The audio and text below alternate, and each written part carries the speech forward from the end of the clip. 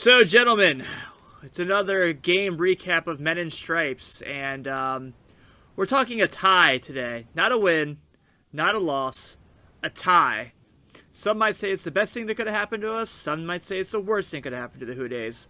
Tim Daniel here, joining me as always, a co-host of Men in Stripes and a co-editor of StripeHype.com, Matt Wilson, and our kick-ass numbers man, Shelby Dermer. Gentlemen, how we doing tonight? I'm all right. I just had Olive Garden, so that helped. Yeah? Yeah. Are you part of the family, Shelby? Yeah. How many unlimited breadsticks did you say you had your hands on tonight? I think my girlfriend and I both ate 4. Good for you. Yeah. I'm on paleo now, so I can't eat like breadsticks and stuff like that. It's miserable. I saw you tweet that. What is it? It's basically like, basically all I can eat is like fruit, vegetables, and meat. No grains, no dairy, nada. What about drinking? I haven't been as You just have water and juice. well, I can now have my Kevin a Coke Zero as we're recording this. If that counts. But that's another time and a place, guys. Let's talk some football. A disappointing, frustrating, maddening day in London. The Werewolves were out in London on Halloween weekend as the Cincinnati Bengals tie the Washington Redskins. At one point having a 10-point lead when Andy Dalton has a quarterback sneak. He does a beautiful play-action boot on. Jeremy Hill and Giovanni Bernard have a very good day running. The Bengals run for 152 yards. A.J. Green and Tyler Eifert both go over the century mark in receiving. You would think that mean they won, right? Oh, no, they didn't. They can't tackle. They can't turn their head around in the secondary. Their special teams is awful. They can't get any pressure on the quarterback, and they keep getting in their own way. And they can't make field goals, apparently, either, or extra points. So, we're now at a point where this team is 3-4-1. Good news is next week, they're on a bye, and no matter what happens in Pittsburgh, Baltimore, they don't truly get hurt too much. But a win today surely could have helped that. Maybe a tie's not too terrible either. So, minus Kirk Cousins' 425-yard game or whatever he had, Shelby, I truly didn't think the Redskins were all that impressive today. Yeah, I mean, as far as their running game goes, you got to remember Matt Jones was out with the groin injury.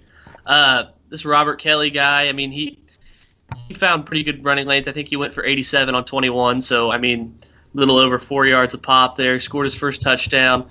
But I didn't really see anything out of the Redskins other than, what has hurt the Bengals all year, and that's been lack of pass rush and the opposing tight ends.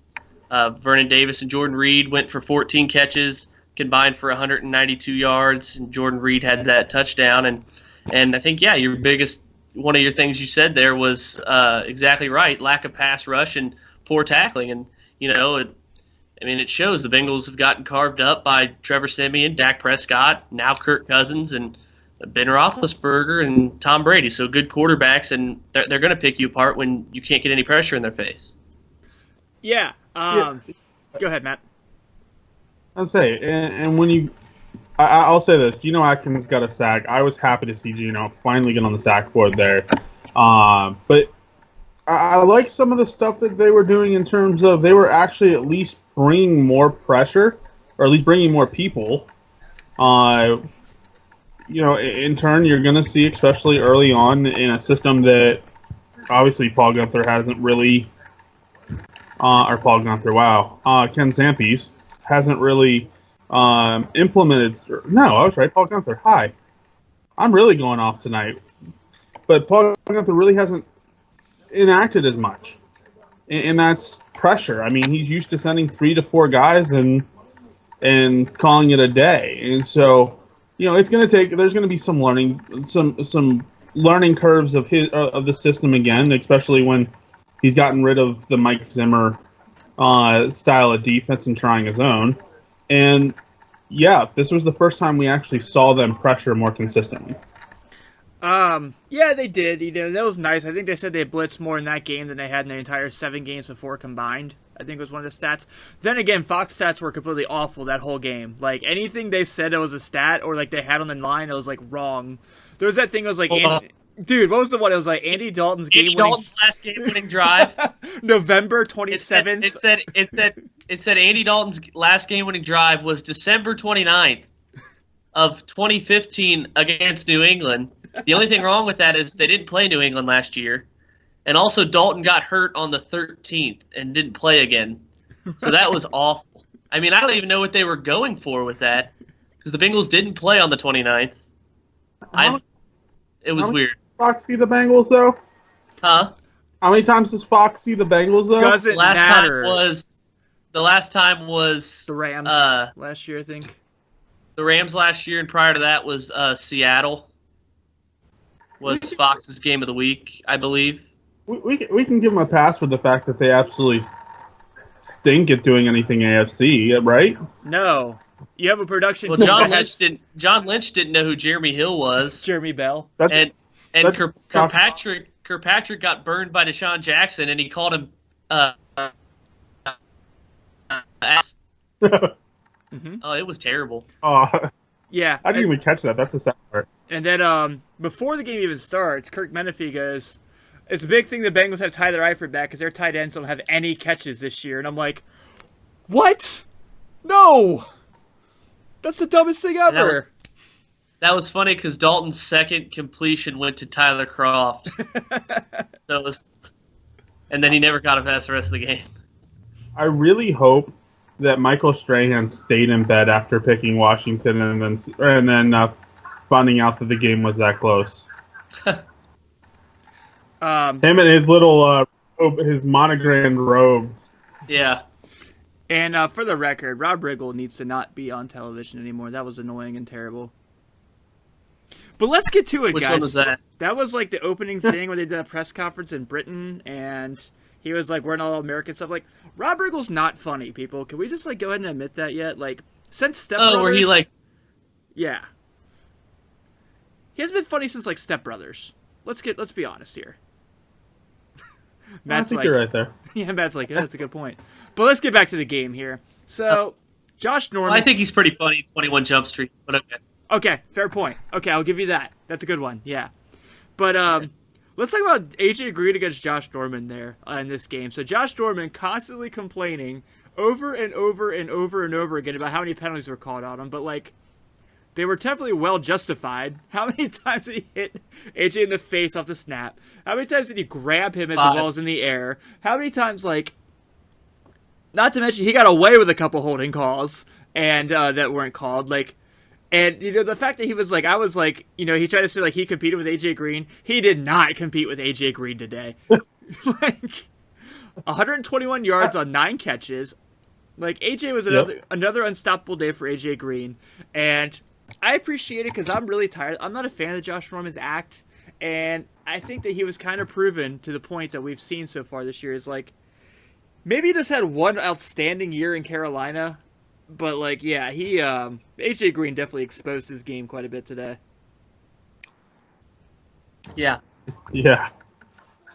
And it was just, even, like, on the one ball that Dalton threw to Green and Norman nearly picked, you know, looking at it live, it's like, wow, it's an awful throw. Then you saw the instant replay of it, and you see Norman completely turn Green's shoulders. Yep. So he can't even make a play, and Norman nearly picks it. And then, what was it? The deep ball Green caught on him.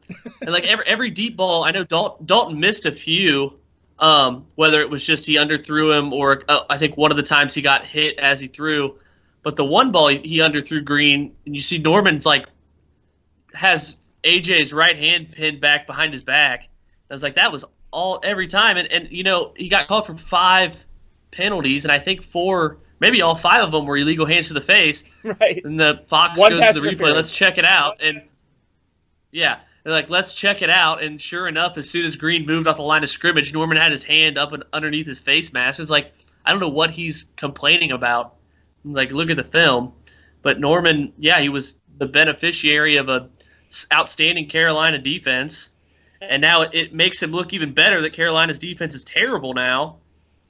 with him gone because it makes him look like the missing link. But you saw it with Antonio Brown and Odell Beckham and now Green. They've all had pretty good days. And Terrell Pryor, I think, also had a pretty good day against Norman so far this season. Well, he did learn from the best in Carolina and Cam Newton on how to throw a proper fit.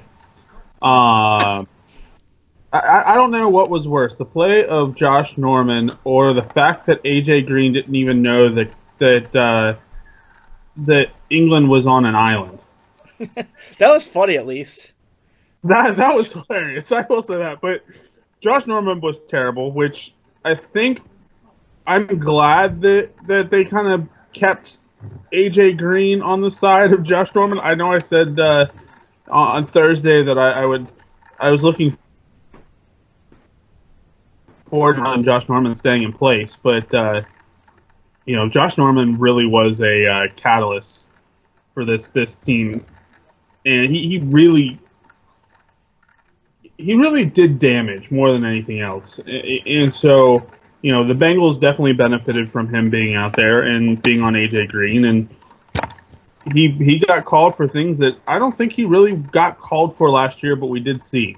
And I think that was the big thing and what irritated Odell Beckham last year. And I know I said Odell Beckham, Tim. Just we'll say that's it for Odell Beckham. Well, we got to talk about him in 2 weeks. That is true. Yeah. So, speaking of defenders who are a shell of what they once were, what the hell has happened to Vontaze Burfict? Like, I get this is like his fourth game back and he hasn't been playing the whole year, but and I get that he's probably at times a little tentative because of the fines and the suspensions, I'm sure, but like, he's not making plays anymore. He's not in the gaps anymore. He's not competing in a pass rush. He's not making tackles for loss. He's not making picks in coverage. Like, he has not jumped off the screen at all in the 4 or 5 games he's been back. You say he's not making plays? Tell me one that jumps off your head from today. He made a play in the flat. I think it was, I think actually, wasn't he in the backfield on the 4th and 1 that they stopped him on? Wasn't he the one that made the tackle? Okay. He had 10 tackles today. Right. They also gave up 450 yards of passing, and they gave up how many red zone trips? Okay. Again, there's more than just Vontaze Burfict on the team. Agree. Adam Jones was terrible. Yeah, He was agree. terrible. Okay, Burfict. The one play that sticks out was Burfict tackled Robert Kelly right in the hole when he tried to cut back, and Fox showed a graphic of Burfict getting off his block and meeting Kelly right in the hole after like a 1-yard gain. That was a good play. But, I mean, they were going up against Joe Schmo in pass coverage, too. I mean, Burfict was asked to cover Jordan Reed and Vernon Davis, and 2 pretty decent tight ends.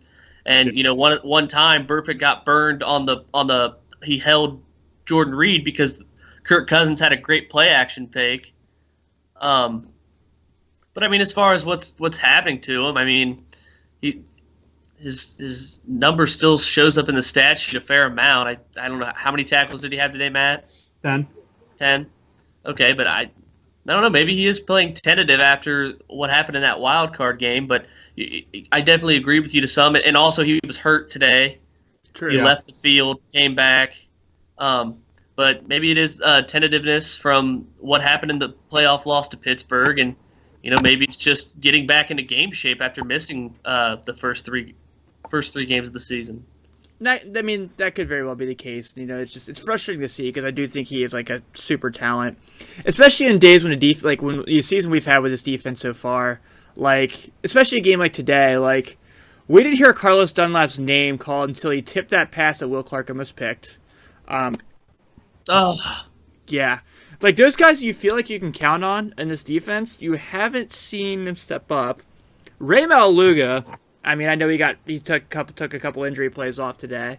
Since the Antonio Brown play in week 2, I can't tell you one time where I've been like, damn, Carlos, hell of a play there, bro. By talking about Carlos Dansby. Like, the linebacker play has been very frustrating. And safety play has also been very frustrating. You guys know I've talked a lot about George Iloka. I know he had a pick today. But, again, Yep. Sean Williams minus the sack he had against Cleveland, like, it's it's been maddening. Like, I don't understand it because you feel like this talent is there, and you feel like what you saw them do last year they can do again, but something's missing, and I don't know what it is anymore. Well, Sean Williams was the reason that Jackson ended up being out for the rest of the game with that nice little blow to and somewhat legal. I mean, the head kind of jerked back into that was Aloka. Was that Aloka? I thought that was Williams. Yeah. And that was a legal hit too, because he caught the ball, took 2 steps, and he wasn't defenseless anhermore. Yeah. No, but and if you watch, Jackson's head actually whipped back towards Iloka's, and he basically ended up causing the contact by his head whipping that way. Otherwise, it was really more he led with his body. So I'm not by any means sitting there saying how dare you hit somebody illegal. Actually, I thought the hit was really good. I thought it was clean, and I thought Vincent Jackson just basically was the victim of the fact that he got hit. And I thought that was a great play, and I knew that was safety. I thought it was Williams, but even if it's Iloka, still good play by Iloka there. Again, another product of, I think, wasn't that Adam Jones who got burned on that play, or was that Kirkpatrick? That was Dre. That was Kirkpatrick. That was Kirkpatrick, but John Lynch said Pac-Man twice. That's what threw me off there. Yeah. But Dre got beat on that, and you can't. And I understand who Jackson is, but you are you're supposed to be the guy who's going to come up and replace Adam Jones, and you just basically let Vincent Jackson walk all over you for the few plays that he was there. Deshaun Jackson. Or Deshaun Jackson. Why did I say Vincent Jackson? I'm doing terrible with names. You're like Fox right now, You're bro. like John Lynch. I'm like John Lynch. Then again, Fox would never hire me, so maybe they need to call me because I'm doing just as bad. You make a ton of money being terrible at names, dude. Well, we see it with CBS all the time, too. Yes. Well, all you have to do is be a football player and then just get into broadcasting afterwards. Yeah. Well, how many times did Lynch go back and talk about John Gruden and how much Jay Gruden reminds him of John Gruden? I don't think Jay Gruden's that great of a head coach. Can I be honest and say that? Like, no. I mean, what has he done? He won a terrible NFC East division last year. Literally putrid. And they're last in the NFC East right now. They do have a winning record. Yeah. Record. But But are they as good as Dallas and Philly? No way. No. Although Dallas has kind of been shocking. Dak Prescott's been shocking. Yeah. So let's talk about this real quick. This team's now 3-4-1. They're heading to the bye week, so they have another half a season left to play, and we're in that weird rotation where it's road game, home game, road game, home game, road game, home game. How Matt? We'll start with you, and Shelby, you can pick up from there. Where do you feel this team is now at 3-4-1, heading to the bye week, and do you think maybe they can make some turn and maybe make some run? Because I thought if they won today, they could have made the push. Yeah, Well, they didn't lose. They did not. Yeah, I wrote an article about this, and it was more about being 4-4 or 3-5. It wasn't about being 4-3-1. I really take this still as a loss because I thought this game was very winnable. Mm-hmm. I thought this was a very winnable game for the Bengals. I thought this would be something that could kind of boost them up. They finally beat a team that was better than 500. I thought this could be a nice little turnaround point for the bye. Yes, I'm interested to see what Marvin Lewis and the coaching staff kind of plays this game at in terms of how they speak to the team going into the bye week and everything that way. But this team is a shell of what it was last year, and that's concerning. Well, yeah, this team is a shell of what it is last year. Literally, there's been more coaching turnaround than there's ever been in the history of the franchise. You lost key members to free agency because you were winning. And today I felt great after the tie because there's no reason the Bengals shouldn't have lost that game. In overtime, the first half was completely dominated by Washington. They went to 3 red zone trips, scored a touchdown, turned it over on downs, kicked a field goal inside the 5-yard line, which is classic Jay Gruden on 3rd and goal to throw a pass 3 yards short of the end zone. That's about as Jay Gruden as double chins and delay of game penalties. Dude, I know. I was waiting for Jermaine Gresham to show up on the sidelines or something. Yeah, but, and look at it this way. I mean, you're 3-4-1, so next week when you're on your bye, thank you. Next week when you're on your bye, if Baltimore beats Pittsburgh, the top 3 teams in the AFC North all have 4 losses. You still get to play Baltimore twice. You get to play Cleveland again, and you get Pittsburgh at home on Sunday night. Also, you have winnable games there against the Bills, who look terrible, the Eagles led by a rookie quarterback that has to come to Cincinnati. And, the schedule looks favorable to make a run. I mean, the Bengals were 3-5 in 2012 when Peyton Manning came to town. They rallied off 7 of their last 8 wins to make the playoffs at 10-6, and I don't think there's any reason that they can't do it this year, especially the last 2 weeks, the way the offense has looked with the addition of Tyler Eifert, and the running game of Jeremy Hill getting better. Yeah, I agree, man. I think they can still pull it off, but I need to see a lot more from this defense before I go and guarantee it. Absolutely. Yeah.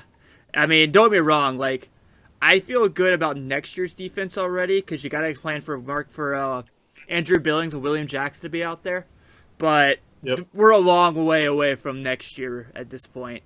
Let's go ahead and we'll call that the recap for this week's game. Bye week next week, so don't expect a Sunday strip from this year on Men in Stripes. But Thursday, guys, we have a division game to talk about, a big Pittsburgh-Baltimore game that we really got to look into and how this is going to determine the fate. Is that on Thursday? No, our show's Thursday, but the game's on Sunday.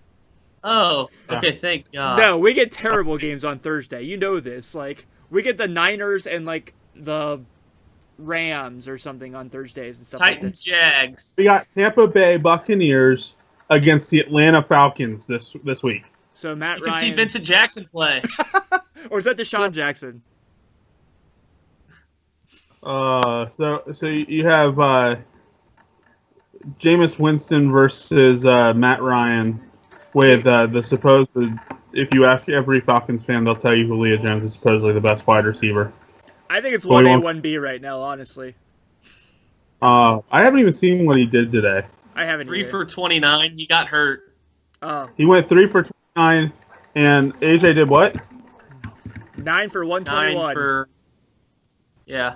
Guys, Ooh. the real game to watch Thursday is Golden State hosts the Oklahoma City Thunder, so we're going to get Westbrook versus Durant 1 this week. That's the real game to watch. No, the real game to watch is OU at home against Buffalo. Oh, yeah? We're bowl eligible. It's doing good. Dude, good time. That's better than Notre Dame right now, so. Oh, and what's going on in the World Series? Oh, of course, it's the commercial. I was going to say, Indians are up 3-1, and it was, last time I checked, it was still tied, but. At least the Browns are still winless. Yeah. Yeah, because the Cavs might win another championship. Matt, good call taking the Bills today. You know, it looked good. It looked good in the first half. Hot take. And then the second half, it just fell all apart. I just want to tailgate in Buffalo. It seems like a party. I know, dude. I'd be down. You know what's funny? I'm like 3 hours away from Buffalo. I probably could go and tailgate and have a good time. Matt, Where do you live? What's that? Matt lives in Pittsburgh. Where do you live? I'm just north of Pittsburgh. Oh. Yeah. Nice. So, with that being said, we're going to close out this game recap edition of Men in Stripes, brought to you by StripePipe.com. See you guys Thursday night as we get ready for Pittsburgh, Baltimore. Get rid of Pecco. Good day. Good day. Prepara